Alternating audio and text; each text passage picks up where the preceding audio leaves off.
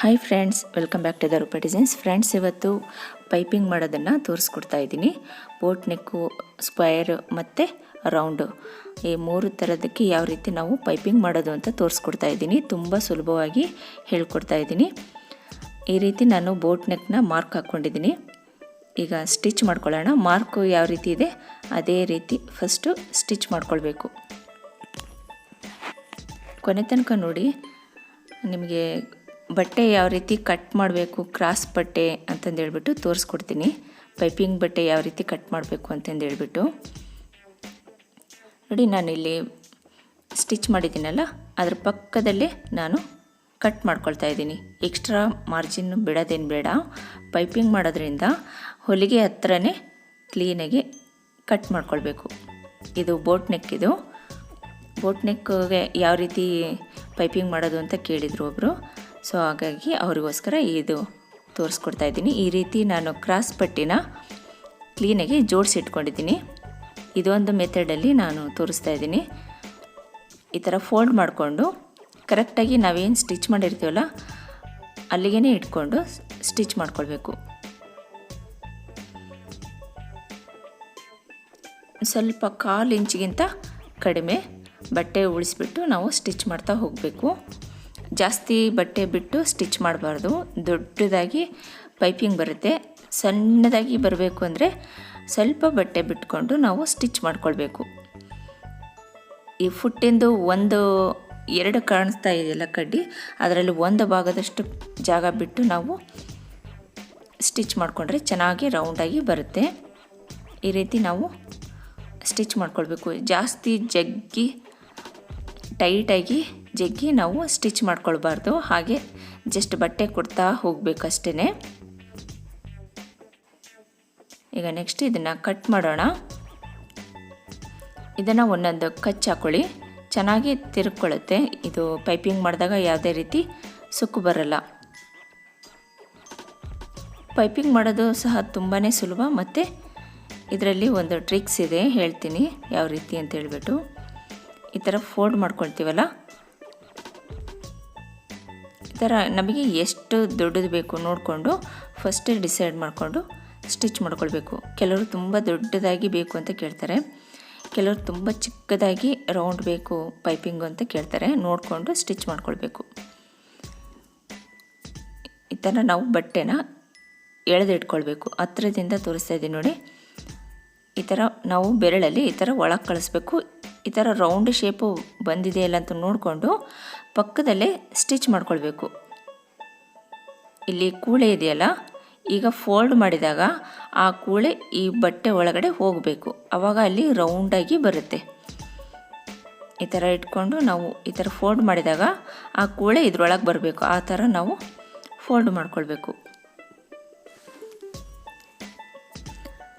Piping ನಾವೇನು ಮಾಡಿರ್ತೀವಲ್ಲ ಅದ್ರ ಮೇಲೆ ನಾವು ಸ್ಟಿಚ್ ಮಾಡಬಾರ್ದು. ಅದ್ರ ಮೇಲೆ ಸ್ಟಿಚ್ ಮಾಡಿದರೆ ಫ್ಲಾಟ್ ಆಗುತ್ತೆ. ಸೊ ಪಕ್ಕದಲ್ಲೇ ನಾವು ಸ್ಟಿಚ್ ಮಾಡ್ಕೊಳ್ಬೇಕು. ಇದೊಂದು ಮೆಥಡಲ್ಲಿ ನಾನು ತೋರಿಸ್ಕೊಡ್ತಾ ಇದ್ದೀನಿ ನೋಡಿ. ಈ ಥರ ರೌಂಡಾಗಿ ಚೆನ್ನಾಗಿ ಬರಬೇಕು. ಆವಾಗ ಬ್ಲೌಸು ನೀಟಾಗಿ ಚೆನ್ನಾಗಿ ಫಿನಿಶಿಂಗ್ ಚೆನ್ನಾಗಿ ಬರುತ್ತೆ. ಈಗ ಇನ್ನೊಂದು ಮೆಥಡಲ್ಲಿ ನಾನು ಕ್ರಾಸ್ ಪಟ್ಟಿನ ಕಟ್ ಮಾಡಿ ಒಂದು ಸೈಡು ಸ್ಟಿಚ್ ಮಾಡ್ಕೊಂಡಿದ್ದೀನಿ. ತೋರಿಸ್ಕೊಡ್ತೀನಿ ಈ ಪಟ್ಟಿ ಯಾವ ರೀತಿ ಕಟ್ ಮಾಡ್ಕೊಳ್ಬೇಕು ಅಂತಂದು ಹೇಳ್ಬಿಟ್ಟು. ಇದು ಸ್ಕ್ವಯರ್ ನೆಕ್ಕಿಗೆ ಯಾವ ರೀತಿ ನಾವು ಪೈಪಿಂಗ್ ಮಾಡೋದು ಅಂತ ತೋರಿಸ್ಕೊಡ್ತಾ ಇದ್ದೀನಿ. ಈಗ ಆಲ್ರೆಡಿ ನಾನು ಅಪ್ಲೋಡ್ ಮಾಡಿದ್ದೀನಿ ಫ್ರೆಂಡ್ಸ್. ನೀವು ನೋಡಿಲ್ಲ ಅಂದರೆ ಪ್ಲೇ ಲಿಸ್ಟಲ್ಲಿ ನೋಡಿದರೆ ಪೈಪಿಂಗ್ ವಿಡಿಯೋಗಳು ಸಿಗ್ತವೆ. ಈ ರೀತಿ ಫಸ್ಟು ಸ್ಟಿಚ್ ಮಾಡ್ಕೊಳ್ಬೇಕು. ನೋಡಿ, ಇಲ್ಲಿ ಸ್ಕ್ವಯರ್ ಬಂದಿದೆ. ಈಗ ಸ್ಕ್ವಯರಲ್ಲಿ ಕರೆಕ್ಟಾಗಿ ಆ ಮೂಲೆ ಬಂದು ನಿಲ್ಲಿಸ್ಬಿಟ್ಟು ಬಟ್ಟೆನ ಈ ಥರ ಟರ್ನ್ ಮಾಡ್ಕೊಳ್ಬೇಕು. ಸ್ಟ್ರೈಟಾಗಿ ಟರ್ನ್ ಮಾಡ್ಕೊಳ್ಳಿ. ಮತ್ತು ಬಟ್ಟೆ ಎಕ್ಸ್ಟ್ರಾ ಅಲ್ಲಿ ಫೋಲ್ಡ್ ಮಾಡಿ ಸ್ಟಿಚ್ ಮಾಡೋದೇನು ಬೇಡ. ಹಾಗೇ ಸ್ಟಿಚ್ ಮಾಡ್ತಾ ಹೋಗಬೇಕು. ಜಸ್ಟ್ ಈ ಥರ ಅಲ್ಲಿ ಲೂಸು ಬಿಡಬಾರ್ದು. ಹಾಗೇ ಸ್ಟಿಚ್ ಮಾಡ್ತಾ ಹೋಗಬೇಕು. ಮತ್ತು ಕರೆಕ್ಟಾಗಿ ಆ ಮೂಲೆಗೆ ನಿಲ್ಲಿಸ್ಬಿಟ್ಟು ನೀಡಲ್ನ ಮತ್ತು ಈ ಥರ ಬಟ್ಟೆನ ಮತ್ತೆ ಈ ಥರ ಸ್ಟ್ರೈಟ್ ಬೇಕಂದ್ರೆ ಮಾಡ್ಕೊಳ್ಬೋದು. ಮಾಡಿಕೊಂಡು ಈ ಥರ ಸ್ಟಿಚ್ ಮಾಡ್ತಾ ಬನ್ನಿ. ಇದನ್ನು ಸಹ ಅಷ್ಟೇ ಜಾಸ್ತಿ ಜಗ್ಗಿ ಸ್ಟಿಚ್ ಮಾಡ್ಕೊಳ್ಬಾರ್ದು, ಹಾಗೆ ಸ್ಟಿಚ್ ಮಾಡ್ತಾ ಹೋಗಿ.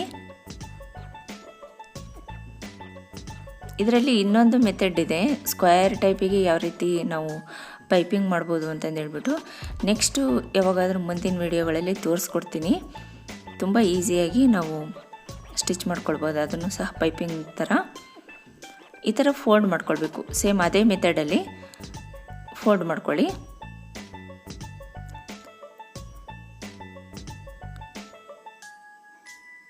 ಕೂಳೆ ಒಳಗೆ ಬರಬೇಕು, ಈ ಪೈಪಿಂಗ್ ಒಳಗಡೆ ಬರಬೇಕು. ಆ ಥರ ನಾವು ಇದನ್ನು ಸಹ ಫೋಲ್ಡ್ ಮಾಡಿಕೊಂಡು ಸ್ಟಿಚ್ ಮಾಡ್ತಾ ಹೋಗಬೇಕು. ನಾನು ಎಡಗೈಯಲ್ಲಿ ಒಂದು ಸ್ವಲ್ಪ ಈ ಥರ ಎಳ್ಕೊಳ್ತಾ ಇದ್ದೀನಲ್ಲ, ಅವಾಗ ಅಲ್ಲಿ ರೌಂಡ್ ಆಗುತ್ತೆ. ಈ ಥರ ಬೆರಳಲ್ಲಿ ಈ ಥರ ಎಳ್ಕೋಬೇಕು ಬಟ್ಟೆನ, ಆವಾಗ ಅದು ಕರೆಕ್ಟಾಗಿ ರೌಂಡ್ ಆಗುತ್ತೆ.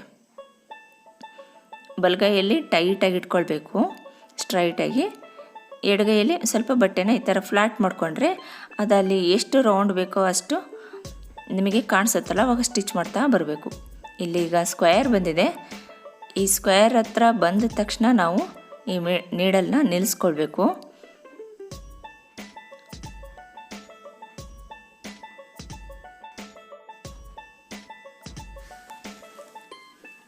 ಈ ಥರ ನಿಲ್ಲಿಸ್ಕೊಂಡಿದ್ದಾದಮೇಲೆ ಈ ಥರ ಮತ್ತೆ ತಿರುಗಿಸ್ಕೋಬೇಕು. ನಿಲ್ಲಿಸ್ಕೊಂಡು ಬಟ್ಟೆನ ತಿರುಗಿಸ್ಕೊಂಡು ಮತ್ತೆ ಸೇಮ್ ಪ್ರೊಸೀಜರಲ್ಲಿ ಸ್ಟಿಚ್ ಮಾಡ್ತಾ ಬರಬೇಕು.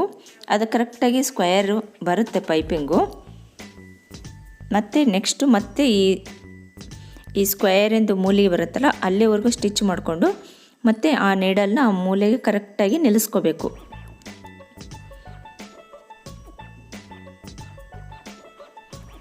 ನೀವು ಇಲ್ಲಿ ಕಚ್ಚು ಹಾಕದೇ ಇದ್ರೂ ನಡೆಯುತ್ತೆ, ಬೇಕು ಅಂದರೆ ಕಚ್ಚು ಹಾಕ್ಕೊಳ್ಬೋದು. ಈ ಥರ ಮತ್ತೆ ಕರೆಕ್ಟಾಗಿ ಮೂಲೆಗೆ ನಿಲ್ಲಿಸ್ಬಿಟ್ಟು ಬಟ್ಟೆನ ತಿರುಗಿಸ್ಕೋಬೇಕು.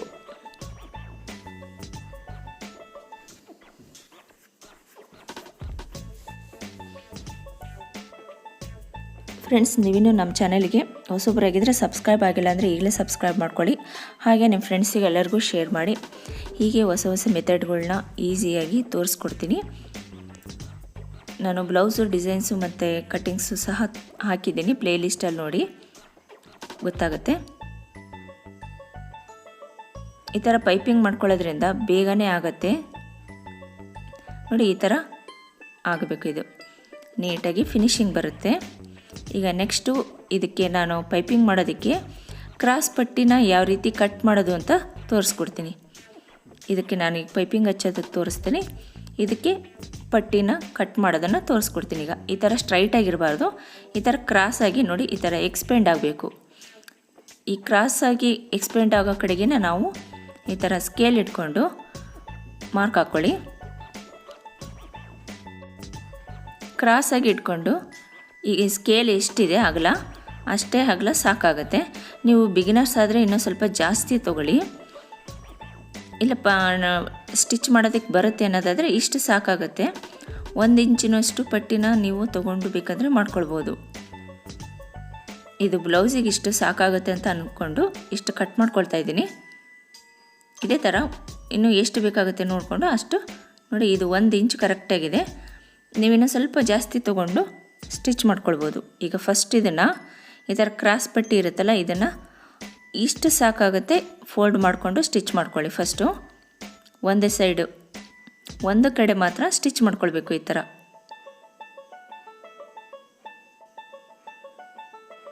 ಸ್ಯಾರಿ ಮ್ಯಾಚಿಂಗ್ ಯಾವುದಿರುತ್ತೆ ನೋಡಿಕೊಂಡು ಅದನ್ನು ಈ ಥರ ನೀವು ಸ್ಯಾರಿನಲ್ಲಿ ಸಹ ಕಟ್ ಮಾಡ್ಕೊಳ್ಬೋದು. ಚೆನ್ನಾಗಿ ಬರುತ್ತೆ, ಇನ್ನು ಮ್ಯಾಚಿಂಗ್ ಚೆನ್ನಾಗಾಗುತ್ತೆ.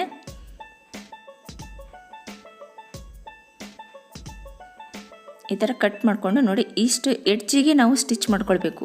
ಇಷ್ಟು ಫೋಲ್ಡ್ ಮಾಡಿಕೊಂಡು ಎಡ್ಜಿಗೆ ಸ್ಟಿಚ್ ಮಾಡ್ಕೊಂಡಿದ್ದಾದಮೇಲೆ ಈಗ ಸ್ಟಿಚ್ ಮಾಡೋಣ. ಇದನ್ನು ಈ ಥರ ಮೇಲೆ ಬೇಕಂದರೆ ಇಟ್ಕೊಳ್ಬೋದು, ಇಲ್ಲಾಂದರೆ ಕೆಳಗಡೆ ಬೇಕಂದರೆ ಇಟ್ಕೊಳ್ಬೋದು. ಈ ಥರ ನೋಡಿ, ಈ ಥರ ಫೋಲ್ಡ್ ಮಾಡಿಕೊಂಡು, ಇದು ಉಕ್ಸ್ ಪಟ್ಟಿ ಆಗಿರೋದ್ರಿಂದ ನಾನಿಲ್ಲಿ ಫೋಲ್ಡ್ ಮಾಡಿ ಸ್ಟಿಚ್ ಮಾಡ್ತಾಯಿದ್ದೀನಿ.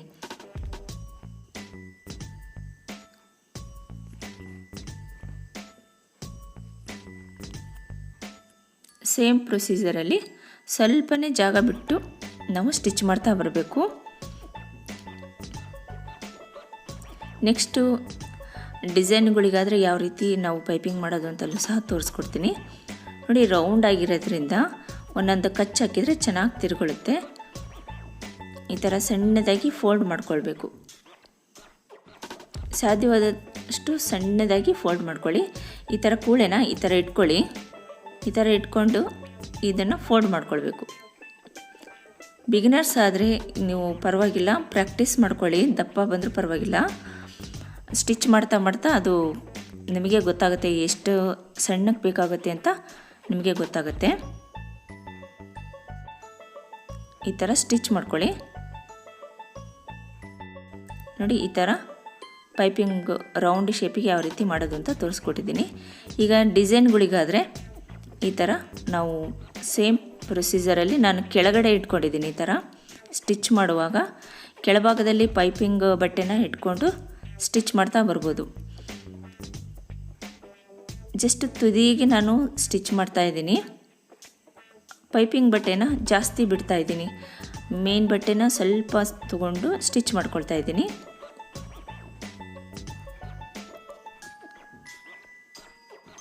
ಇದೊಂದು ಮೆಥಡಲ್ಲಿ ನಾನು ತೋರಿಸ್ಕೊಡ್ತಾ ಇದ್ದೀನಿ ನಿಮಗೆ. ಈ ಥರ ಕೆಳಗೂ ಬೇಕಂದರೆ ಇಟ್ಕೊಳ್ಬೋದು, ಇಲ್ಲಾಂದರೆ ನಿಮಗೆ ಕನ್ಫ್ಯೂಸ್ ಆಗುತ್ತೆ ಅಂದರೆ ಮೇಲ್ಗಡೆನೂ ಇಟ್ಕೊಳ್ಬೋದು. ಇದನ್ನು ಈಗ ಕಟ್ ಮಾಡೋಣ.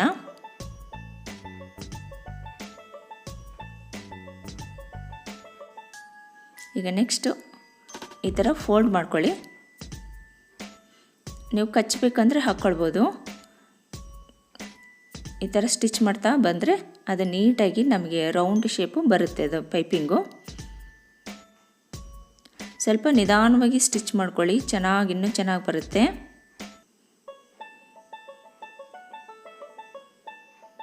ಅಲ್ಲೆಲ್ಲಾದರೂ ರಿಂಕಲ್ಸ್ ಬಂದರೆ ಒಂದೊಂದು ಕಚ್ಚಾಕೊಂಡ್ರೆ ಇನ್ನೂ ಚೆನ್ನಾಗಿ ಬರುತ್ತೆ.